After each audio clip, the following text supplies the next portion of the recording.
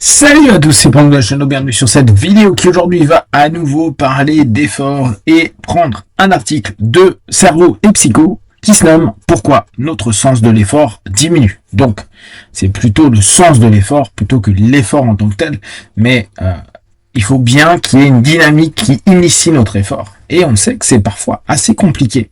Parce que notre quotidien, il nous aide pas, surtout avec l'ère un peu plus moderne qu'on vit actuellement, où beaucoup de choses peuvent sembler demander moins d'efforts, mais à quel coût? Souvent notre coût d'attention, souvent d'autres éléments qui peuvent être à moyen ou long terme, plus un coût qui vraiment devient une dette et un gros problème. Pourquoi notre sens de l'effort diminue? Donc Cerveau et Psycho, et c'est Christophe André, que vous connaissez, qui a écrit l'article. Selon plusieurs sondages, la capacité à fournir des efforts serait en déclin dans nos sociétés. Pourtant, savoir se donner de la peine entraîne de multiples bénéfices. Vous savez à quel point c'est un élément clé de l'accompagnement à mes yeux, mais aussi dans notre quotidien. On fait des efforts, on fait un maximum d'efforts, oui, et je vous le rappelle, les efforts n'apportent pas forcément les bénéfices et les résultats que l'on veut quand on veut. Ça peut demander des mois, des années, des décennies avant que vous voyez des feedbacks. Et je sais à quel point ça peut être difficile, compliqué, parce que on trouve ça injuste, etc. Néanmoins, l'effort vous apportera quelque chose. Maintenant, on ne sait pas sur quelle ligne temporelle. L'homme n'est pas fait pour travailler. La preuve, c'est que ça le fatigue. Le trait d'humour de Courteline pourrait aussi s'appliquer à toute forme d'effort et pas seulement le travail. L'humain n'est pas fait pour l'effort. La preuve, c'est la fatigue. Notre époque aurait-elle adopté ce point de vue? Un rapport IFOP 2022 semble l'indiquer. La question, de façon générale, avez-vous la flemme de sortir de chez vous, suscite ainsi 45% de réponses positives. 37% de personnes disent être moins motivées qu'avant dans leur travail. Certes, ce sondage fut conduit peu après l'épidémie de Covid, mais il semble s'agir d'un mouvement de fond aux conséquences concrètes. Effectivement, là on a quand même quelque chose de systémique.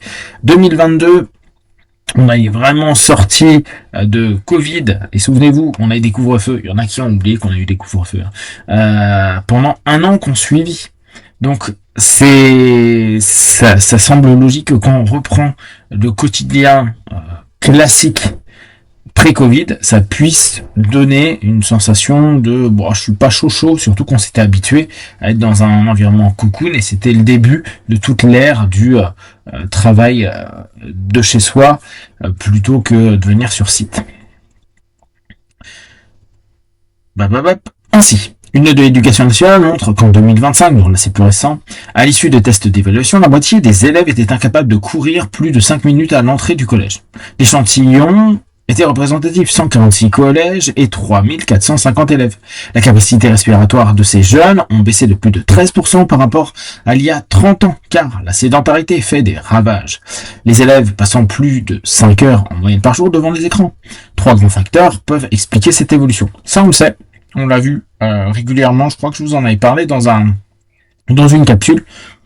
Malheureusement, aujourd'hui, il y a cette difficulté, les gamins sortent un petit peu moins, voire beaucoup moins. Il y a plus de temps d'écran, souvenez-vous, dans les années pré-80 et 80-90, il y avait souvent un écran s'il y en avait à la maison, et en général, on passait pas la journée devant, ou pas toujours, parce que s'il y avait un adulte qui avait envie de l'utiliser ou une personne plus âgée, on n'avait pas le choix. Soit on regardait les séries qui nous saoulaient, soit on se bougeait les fesses dehors voir les copains.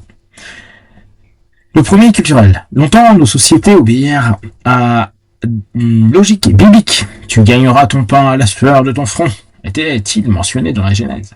Et la paresse était un péché capitaux. Ça c'est vrai, c'est intéressant, parce que d'un point de vue suggestion, d'ailleurs encore aujourd'hui, quand on dit à quelqu'un qui est paresseux, c'est méprisant.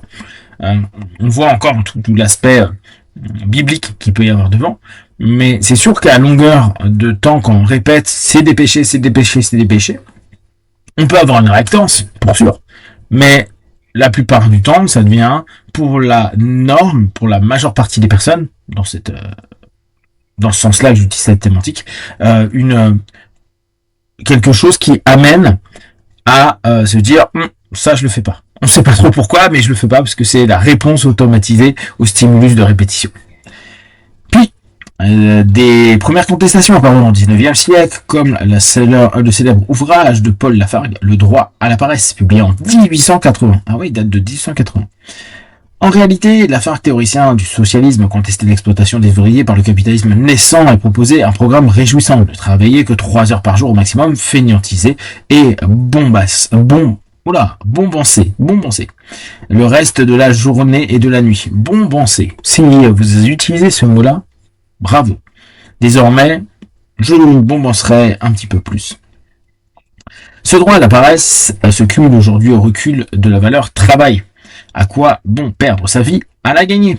Cette légitime interrogation existentielle représente une mutation évidente dans notre rapport à l'effort. Donc là, on voit beaucoup qu'il y a cette notion associée surtout au travail dans le sens salariat, entrepreneuriat. Est-ce que c'est le travail de façon générale, les travaux que vous faites sur vous-même, les travaux que vous faites chez vous, les travaux que vous faites pour vous améliorer dans une compétence X ou Y? Je ne sais pas. Le marché de la flemme. Le second facteur est commercial, c'est ce que certains sociologues nomment le marché de la flemme. Nourriture et biens de consommation nous sont de plus en plus facilement livrés à domicile, de même pour les biens culturels comme la musique ou les séries. Plus besoin de sortir pour aller au concert ou au cinéma. Cette remarque, elle est super pertinente. On est bien d'accord que tout ce qui est aujourd'hui Amazon, mais même tous les sites de Deliveroo, Uber Eats et tout, qui en plus peuvent nous livrer nos courses. Mais il y a aussi les grandes marques qui le font, les Auchan et tout ça. Et c'est vrai, le fait de plus sortir tout bêtement pour aller au cinéma, en même temps, vu le prix du cinéma, on n'a pas trop envie de sortir. À des concerts, ça j'ai un peu l'impression que c'est moins vrai, mais je suis moins sur une génération où mes potes vont à des concerts, bien que. La consommation de drogue, elle aussi, connaît le boom de la livraison à domicile. C'est vrai. Même pour aller voir le dealer, maintenant, tu dois te bouger les fesses. Non, tu dois plus te bouger les fesses. Alors qu'au moins avant, il y avait le mouvement.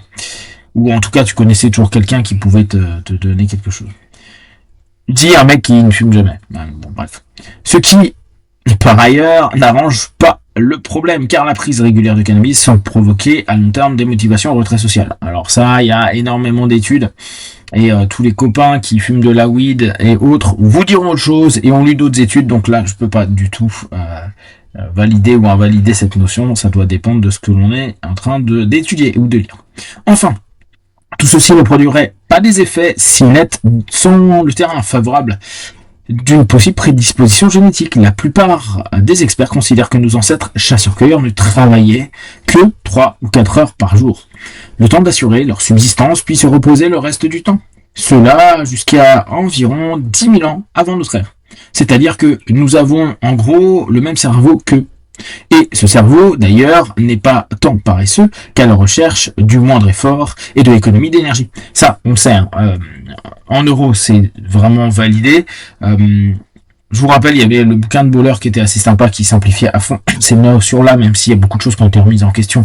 Mais globalement, c'est un des programmes de base, économie d'énergie. Nous, on le met dans le principe du subconscient. Le subconscient, il y a cette notion de faire économiser un max d'énergie. Globalement, n'en faisons pas trop, ou en tout cas, faisons beaucoup, mais en utilisant peu d'énergie. C'est le principe du jutsu, c'est le principe du judo, c'est le principe de plein de choses dans la vie. Donc, ce cerveau d'ailleurs n'est pas tant paresseux qu'à la recherche du moindre effort, c'est ce que je viens de vous dire, et de l'économie d'énergie. Si notre environnement nous offre la possibilité de faire moins, la plupart d'entre nous en profitent. Ce qui est logique. C'est pour cette raison que je trouve que ceux qui développent une caractéristique d'effort et d'apprécier l'effort, je mets apprécier entre guillemets parce que il y a des monstres, l'effort n'est pas agréable. C'est a posteriori qu'on peut l'avoir trouvé cool ou à la fin de ce qu'on a mis en place qu'on peut trouver ça cool. Mais c'est un vrai plus, en tout cas ça peut être un vrai plus dans notre société. Pourtant il paraît nécessaire de réhabiliter l'effort, d'abord par notre santé mentale, physique, un rapport de l'OMS de 2025, et toutes les études le confirment, l'activité, notamment sous la forme d'efforts physiques, est bénéfique, là où la sédentarité et l'inactivité sont aggravantes et source de pathologies multiples. Nous en avons une preuve inverse dans la dépression. Elle est accentuée par l'inactivité et le repli est amélioré par des programmes dits d'activation comportementale et d'activité physique encadrée. Pour paraphraser notre formule initiale, on pourrait dire le déprimé n'est pas fait pour se reposer, la preuve, ça l'aggrave. Attention, le message thérapeutique n'est pas secoue-toi, mais je vais t'aider à agir de nouveau. Très très bonne formulation. Vous savez à quel point c'est dur pour les personnes dépressives ou déprimées lourds de repartir à quelque chose. Et leur dire juste bouge-toi le cul, c'est pas forcément le mieux. Et Dieu sait que j'aime bien le dire, ce bouge-toi le cul. Mais il y a des moments où t'es déprimé et c'est plutôt ok. On va faire en sorte que tu te bouges le popotin et on va faire en sorte que ça soit le plus valorisant pour toi dans l'effort que tu vas fournir, sachant que tu vas te péter la gueule et que ça va être quand même parfois dur, etc. Ça fait partie du processus et tu vas à court, moyen, long terme être satisfait de toi et sortir de tout ça. Et puis il y a un dernier argument philosophique. Et si l'effort faisait l'humain? Si nous pouvions nous définir comme des intelligences en action, Descartes proclamait « Je pense donc je suis ». Il ajouterait peut-être aujourd'hui « J'agis donc je suis ». La question est d'une brûlante activité à l'heure où non seulement les efforts physiques nous sont épargnés par des prétendus progrès, mais où c'est aussi le cas pour les efforts mentaux que l'IA nous permet de faciliter et plutôt de remplacer. D'ailleurs, je finis sur cette note. Souvenez-vous qu'il y a des personnes qui s'amusent à commencer à faire un business de dire bon l'IA aura besoin de petites mains, c'est-à-dire nous les humains, pour faire des actions qu'il a pensées et vous allez être payé pour ça. Il y a un site qui a déjà commencé.